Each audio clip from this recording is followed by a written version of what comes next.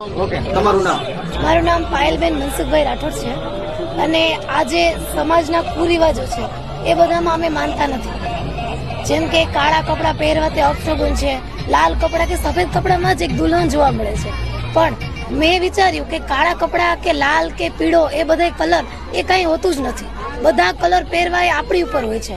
આપણે જેમ કે કીધું કે આપણી ઉપર હોય છે કે આપણા વિચારો છે એકદમ સ્પષ્ટ અને હોવા છે, સારા હોવા છે. એટલે એ રીતે કાળા કપડાં ને એ બધું જે છે, મુહૂર્ત, ચોઘડિયા, આ બધું ખોટું છે. આજે સ્મશાન ખાતે લગ્ન કરવા આવ્યા છો, આ બધું શું?